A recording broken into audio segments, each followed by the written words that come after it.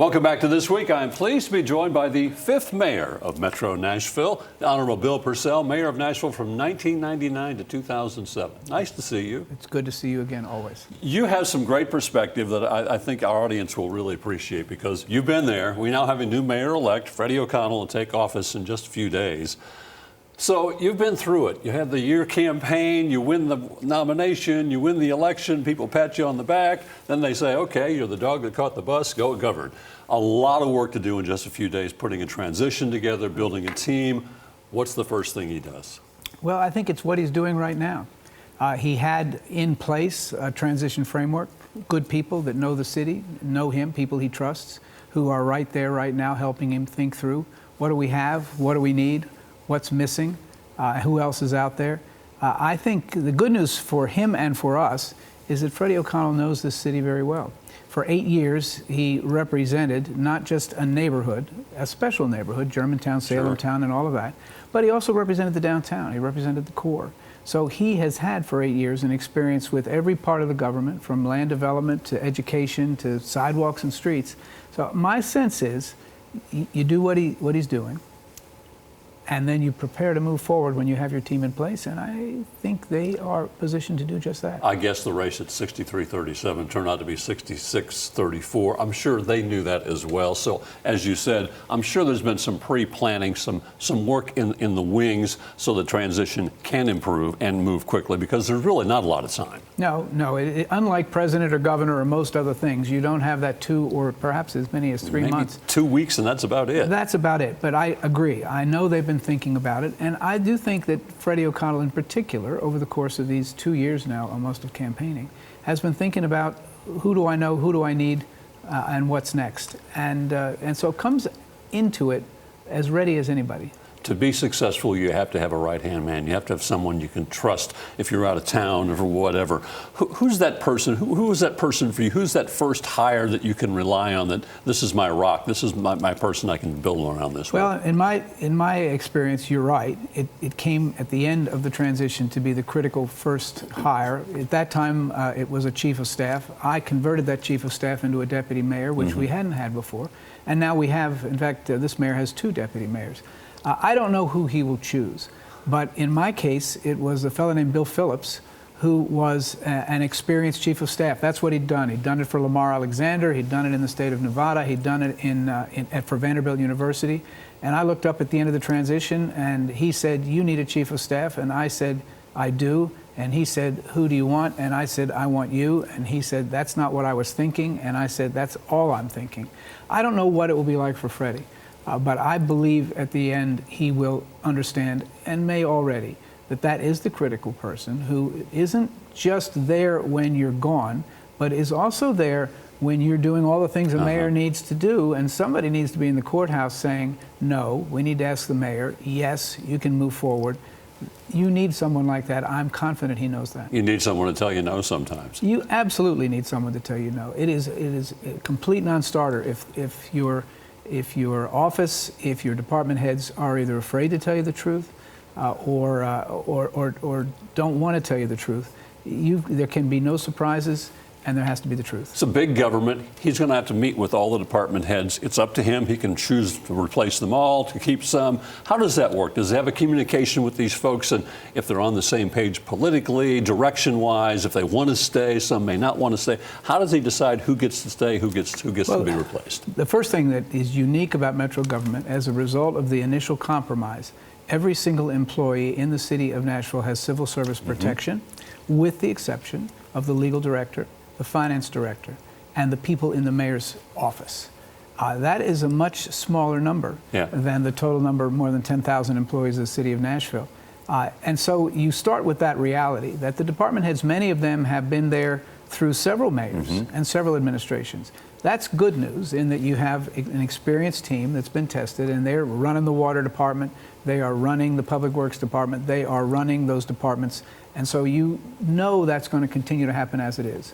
But you are asking a different question, which is, if you want to move your agenda forward, what more do you need?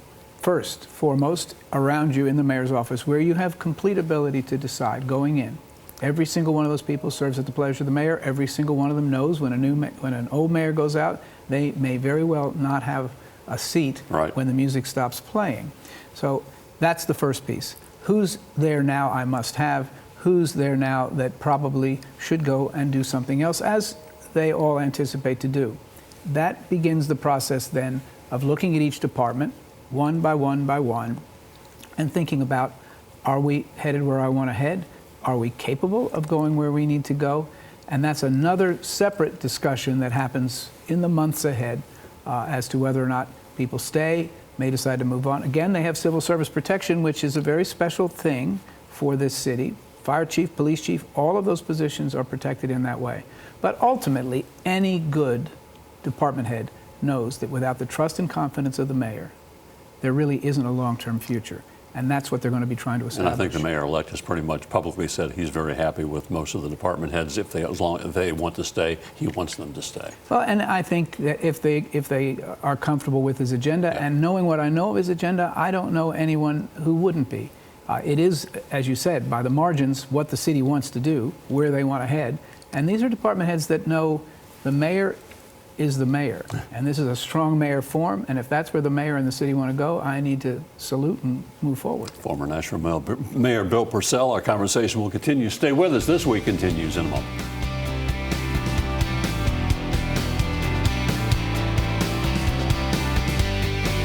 Welcome back to This Week and my conversation with former Nashville Mayor Bill Purcell as we transition to Mayor-elect Freddie O'Connell in just a few days. You came in with state legislative experience. You were up there for 10 years. You knew state government.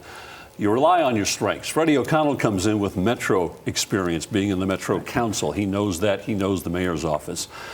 Is his weakness, if there's a weakness, and we all have to look for where we're not strong, going to be dealing with the GOP supermajority legislature, who, let's be honest, did not want him to be mayor? Well, I'll say this. The weakness that Nashville faces currently is the lack of a good relationship with that legislature and with that state administration. And we've all seen the effect of that. That's not today pointing fingers one way or another, but there is no question that anyone looking at it understands that we have never confronted this level of disharmony, and that's a nice word for what's going on between the state and the city. So he knows, Freddie O'Connell knows, that the first order of business in the weeks ahead, not years, but weeks ahead, is to do everything possible to return that relationship to the natural, appropriate relationship that should exist between a capital city and the state as a whole. I think he's up to that and up for that. And has done things now, literally in real time, to begin the process of establishing relationships with people that he had no need to or reason to have a relationship with. My sense is that this governor in particular knows the importance of this capital, of this city, of the place where they meet and convene, and after all, where the governor lives currently, and has, in this region, basically spent his whole life. I think he's a person with a good heart.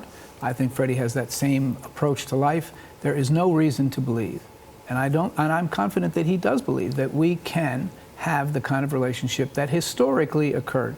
Were there moments in time over the last 200 years where there were disagreements or things in the way? Sure, but we've always worked through them. And ultimately, the state has provided. Drive across the Korean Veterans Bridge, Yep. Walk across the Siegenthaler Walking Bridge. Just two good examples. The city couldn't do it alone. We needed the help of the state. I was the mayor. I went to Governor Sundquist. Different political parties, different parts of the state. He was from the west. I was from the middle. But in the end, the governor and the mayor did what was needed, and there are bridges where there never would have been. Just two small examples of all the things that you can and will do, and the East Bank will be another place where they can naturally find common ground. East Bank's going to be unrecognizable in 5 years. As just 45 seconds left, as a former mayor, what's some advice you would give the incoming mayor? I think it's the advice that he already has. You do have to trust that the people heard you, understood what you wanted to do, and supported that vision. You do follow your own vision, but then make sure you listen all the time.